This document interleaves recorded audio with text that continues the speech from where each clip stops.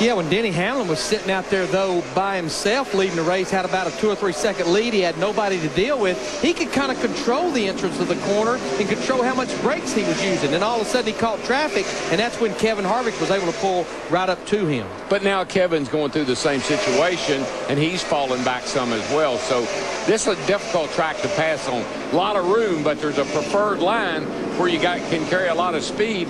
You see Jimmy here go the outside of his teammate. But as long as you can slide up in front of him, you block that momentum. Do need to mention that Scott Riggs, David Stremme from that wreck that we saw a while ago, they're still in the garage area. David Reagan has returned to the racetrack 41 laps down in the 6th car.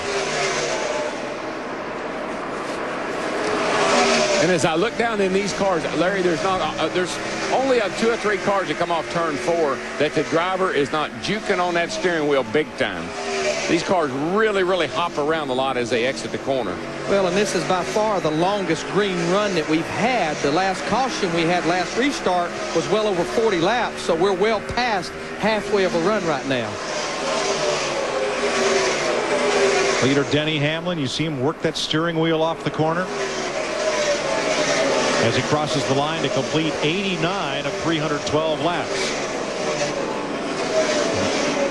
Driver 8, which is the title of Dale Earnhardt Jr.'s autobiography, making a pass on Dale Jarrett, who is a lap down. Here's Dick Bergman. And Junior's lap times, Mike, have been extremely good. In fact, most laps, Junior is turning this racetrack faster indeed than the leader is. And he has surely been on a roll. In the last 2 weeks, Junior has led 233 laps. He started in the 15th spot. He is now in the 8th spot and moving to the front. How about this battle for 6th place? Old friends Kurt Busch and Tony Stewart, who were the cars to beat in the Daytona 500. Stewart clipped the apron, got up and into Busch. But that's all gone and forgotten because there are races to run every week. It just appears that Kurt Busch in that 2 car, he has a good car for a fairly short run, but on into a run, the car starts to fade a little bit. Yeah, you can see him come off turn 4. I mean, the front end just took off. I mean, just sliding the front nose. If a Dodge wins the race, Dodge will give the winning driver a new Dodge Avenger to award to the charity of his choice. A nice gesture. I'm sure that's something all of those Dodge drivers would like to accomplish. You know, right now when I look at our scoring monitor and you look at the top 9 cars, 8 of them are Chevrolets. And we've been talking about this all week long. Of our first 7 races, Chevrolet won 6. The fans are wanting to know why. You know, the box of rules that NASCAR has, no manufacturer is going to have a big advantage or disadvantage. We just feel like as a whole that the Chevrolet camp has much more depth with Joe Gibbs Racing, Richard Childress Racing, Hendrick Motorsports, DEI, maybe than the other manufacturers. It's no different than within a team. It's about the people. And the thing about Hendrick Motorsports, what makes them so special is they share the wealth. They've got the Ginn cars that they provide engines for, and it's not just their teams, it's a lot of other teams as well. Jimmy Johnson completes the pass on his Hendrick Chevy teammate Jeff Gordon, and that swaps 3rd and 4th place around. But as they've been battling, lurking back there, that 1 car, Martin Truex Jr. in the 1, he's been pulling up to him. Now, did Jeff have a little trouble getting past Paul Menard here? Did that play into this, Darrell? Yeah, you see Menard gets a little loose off the corner. Jeff had to back off a little bit.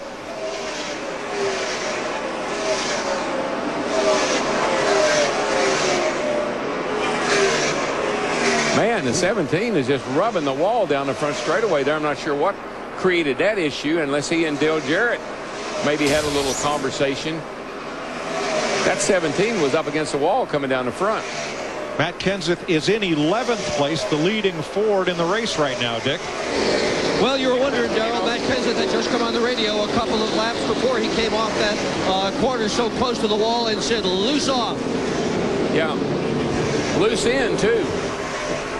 Loose into the wall because he was rubbing that baby. But Darrell, don't you feel like as long as your car is turning good in the middle, you can make an adjustment to help that forward bite and tighten that thing up, as long as it's not doing 2 things at one time? Yeah, I mean, there's so many things about this car that we're not sure about. Do you move the track bar? Do you put wedge in? You know, we know you're not going to move the blades. You're not going to move the wing. Right. This is only the 3rd race for NASCAR's Car of Tomorrow. They've been developing this package for 3 years, initially to improve driver safety with improved onboard safety features and a larger driver compartment. They've also tried to help equalize competition. But folks, there hasn't been a NASCAR car with a rear wing since 1971. So this technology is all new to these teams. There you see the battle on the left-hand side of the screen. Kurt Busch and Dale Earnhardt Jr. That's a battle for 7th. And then the battle for 4th is we've got caution down for debris on the speedway. It's in turn 1, we're told. And this will be the 3rd caution flag of the day. The first was for debris in turn 4. The second for a 3-car pileup in turn 1. And we're under caution for the 3rd time. A very convenient caution for guys. We've been talking about him a lot during this race, especially like Casey Kane in that 9 car. He was within about 2 seconds of going a lap down. And for all our friends and fans at home, whenever they say there's debris, we show it to you if we can see it, if we find it. Our race leader is Denny Hamlin. He's been out front twice now for a total of 69 laps, Steve. Yeah, Mike, just listening to Denny Hamlin on the radio in the prior laps, he's describing his brakes as pushy. And he just told Mike Ford and Curtis Markham, I'm trying to be easy. I'm trying not to get on the brakes. They feel pushy. Pit road is open. Here they come. Kenny Schrader stays out on track. He'll get the free pass. Krista? Martin Truex having a great run right now. He just got on the radio and said, Bono, my car is really pretty good. I'm locking up just a bit going into 1, and I just need to turn better in the center. It's 4 tires for Martin Truex. Steve Burns. Chris, a very small adjustment for Denny Hamlin. A little bit of air out of the right front, and let's go to Dick. Junior says his car is pretty good, but he wanted to do a little bit of an air pressure change on the right front to help the car turn better. It's pushing just a little bit. Matt. Kevin Harvick stopping short in his box, so that way he has an easy exit around the 24. Small air pressure change for Harvick.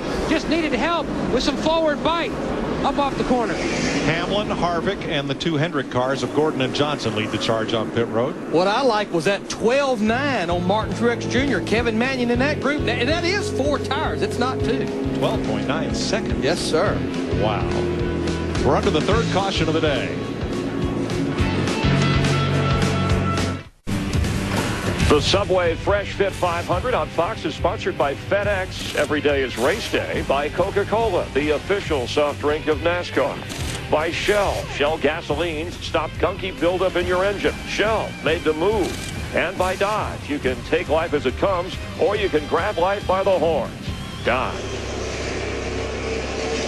NASCAR has electronic scoring on pit road, and it measures pit road speed for every car.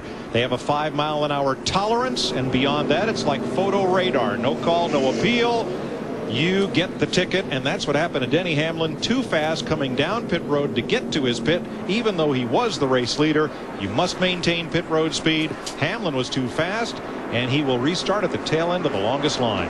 And remember, these cars, they do not have a speedometer. They go off the tack reading. Right before Darrell tried to talk to Jeff Burton there on the pace laps, he gave Scott Miller 4,900. That was based on the speed the pace car was running to get his pit road speed by the tachometer.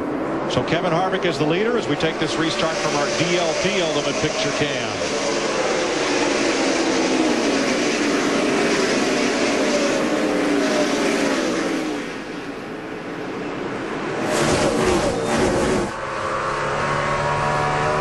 Yeah, I'd still like to see a better way of controlling pit road speed. I mean, they got timing devices, and we got attack. And we got a battle for the lead. Jimmy Johnson in that 48 car, hunting the front up there with Kevin Harvick in the 29.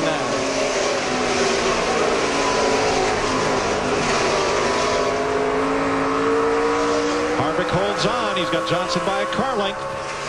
And unlike the beginning of the race, I think now that second groove that you see Harvick running there down in 1 and 2, it's starting to get a little more grip. You know why, Larry? The sun's gone down. I mean, it's pretty much shaded now. Probably picking up some grip down there like we saw in qualifying.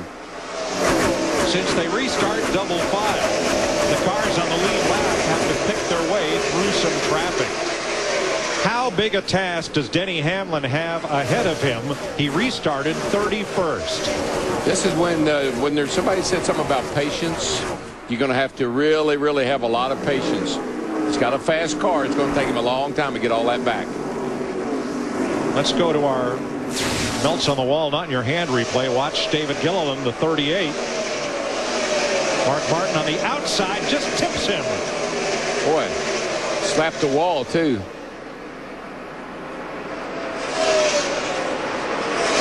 Looks like he'll be okay. Let's get the reaction from Denny Hamlin's pit. Steve?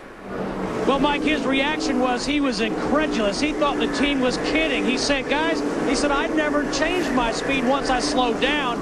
But Mike Ford did exactly what Darrell was talking about. He said, take it easy. We still have a great race car, and we have a long way to go. We can get this back.